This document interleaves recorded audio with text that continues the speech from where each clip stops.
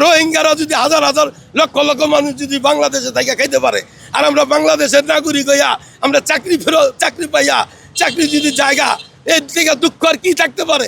একটা চার দোকানে চাকরি করলো 2 মাস আগে মালিক জানায় যে তোর এই কারণে কিন্তু তোর চাকরি থাকবে না, কিন্তু আমরা হাজিরা খাতে সাইন দিতে গেলাম আর আমাদের চিঠি ধরায় দিল। আর এটা কি কোনো সরকারি চাকরির, এটা কি নিয়ম? অনেকে আমাদেরকে তুচ্ছ তাচ্ছল্য করছে, মনে করছে এমনি চাকরি, সরকারি চাকরি কেমনি জায়গা নিশ্চয়ই কোনো কারণ কারো খারাপ কিছু করছো এর লিগে চাকরি যায়। আমরা বিএনপির নিয়োগ বিদায় আজকে আমাদের আওয়ামী লীগ ফেসিবাদ সরকার ক্ষমতা আসা 6 মাস পরে আমাদের চাকরিচ্যুত করে। আজকে আমরা রাস্তায় রাস্তায় আছি, কিন্তু 15 বছর অনেক চেষ্টা করছি, আদালত আমরা অনেক রায় পেয়েছি, কিন্তু রায় কার্যকরী করতে দেয় নাই। আবার দেখা গেছে সুপ্রিম কোর্টে গেছি, রায় বন্ধ করে দিয়েছে। আওয়ামী লীগের আমলে জাতীয় বিশ্ববিদ্যালয়ের 988 জনের চাকরিচ্যুত করেছিল, তাদের চাকরি ফেরত পেয়েছে। বাংলাদেশের সব ডিপার্টমেন্টের লোকের যাদের চাকরি চলে গেছিলো সকলের চাকরি ফেরত পেয়েছে। কিন্তু আজকে আমরা বাংলাদেশ জাতীয় সংসদের কর্মচারী, আমরা এই 84টা ফ্যামিলি রাস্তায় রাস্তায় আছি, কিন্তু আজও পর্যন্ত আমরা কোনো আশ্বাস বিশ্বাস কিছুই পাচ্ছি না। সিল্কোর সিল্ক অ্যান্ড শাইন, যাতে আছে আর্গান অয়েল ও ওট প্রোটিনের গুডনেস, যা আপনার চুলকে রাখে হেলদি অ্যান্ড শাইনিং। কোনো কারণ নাই আমরা জমিরুদ্দিন সরকারের অনিয়ম দেখাইয়া, কিন্তু জমিরুদ্দিন সরকার, ব্যারিস্টার জমিরুদ্দিন সরকার স্যার, উনি 1 কাপ রং চা খায় ওকে চাকরি দেয় নাই, সকালকে ভালোবেসে চাকরি দিচ্ছে এবং ইন্টারভিউর মাধ্যমে। কিন্তু দেখা গেছে ওনার নামে অনিয়ম মামলা দিল, উনি খারিজ হয়ে গেছে আরও 10 বছর আগে, কিন্তু আমাদের মামলা আজও পর্যন্ত রাস্তায় ঝুলে আছি। যে মামলা দিল, যে চাকরি দিল, সে কোনো অপরাধ করলো না, তার খারিজ হয়ে গেল গা, আর আমরা চাকরি করে অপরাধী হয়ে গেলাম, রাস্তায় রাস্তায় ঘুরতাছি, কোনো নোটিশ দিল না।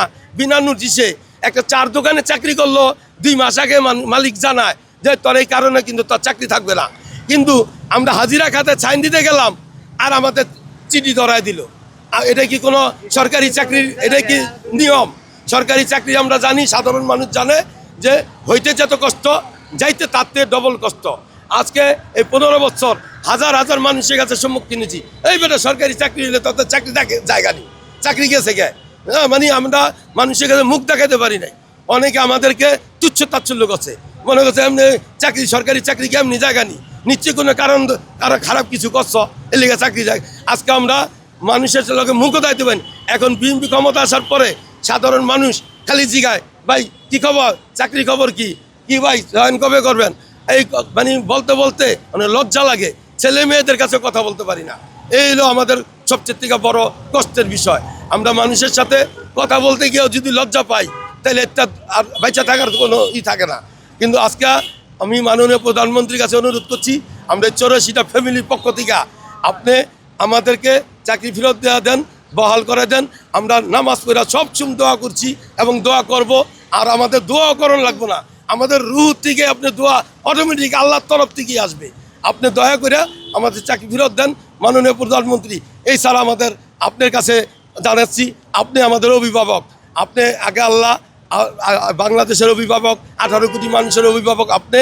আপনার কাছে আমাদের আকুল আবেদন, এই চাওয়া পাওয়া আমরা গরিব মানুষ আমরা কই যাবো স্যার? আমরা তো আর কোনো জায়গা নাই, আমরা তো এই দেশের মানুষ। রোহিঙ্গারা যদি হাজার হাজার লক্ষ লক্ষ মানুষ যদি বাংলাদেশে থেকে খাইতে পারে, আর আমরা বাংলাদেশের নাগরিক হইয়া আমরা চাকরি পাইয়া চাকরি যদি জায়গা, এর থেকে দুঃখ আর কি থাকতে পারে? এর থেকে আর দুঃখ আর কিছুই থাকতে পারে না। এখন যদি চাকরি না হয়, আমাদের মরণ ছাড়া কোনো পথ নাই। আমরা কোনো আনে যায় কর্ম চাইতে পারি না, কারো কাছে হাত করতে পারি না, কারো কাছে ভিক্ষাও চাইতে পারি না।